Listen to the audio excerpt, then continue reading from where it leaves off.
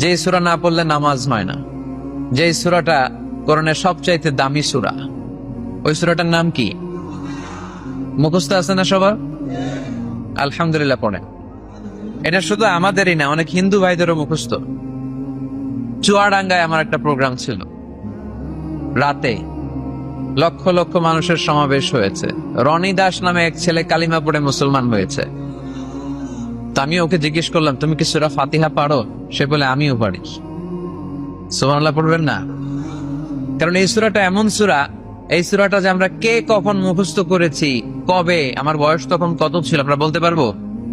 মনের অজান্তে, শুনতে শুনতে, পড়তে পড়তে কখন যে মুখস্থ হয়ে গেছে আমরা নিজেরাও জানি না। কারণ এটা বারবার পড়া হয়। ওয়ালাকাদ আতাইনাকা সাবআম মিনাল মাসানি ওয়াল কুরআনাল আযীম। নবী হে, আমি আপনাকে নিত্য পাঠনীয় 7টি বাক্য দিয়েছি, আর দিয়েছি এই কোরআনে আযীম। সুবহানাল্লাহ। যারা ফরজ নামাজ আমরা পড়ি প্রতিদিন, কমসে কম 17 বার এই সূরাটা পড়তে হয়। কতবার? যারা সুন্নাহ সহ পড়ি, কমসে কম 40 বার এই সূরাটা পড়তে হয়। তার মানে যেই ব্যক্তির বয়স 50 কিংবা 60 আর তিনি জীবনে নামাজ কাজা করে নাই, তাহলে ওই লোকটা জীবনে কত লক্ষবার সূরা ফাতিহা পড়ছে উনি নিজেও জানে না, ঠিক কিনা? তারপরেও কোনোদিন কি মনে হয়েছে যে সূরা ফাতিহাটা পুরাতন পুরাতন লাগে?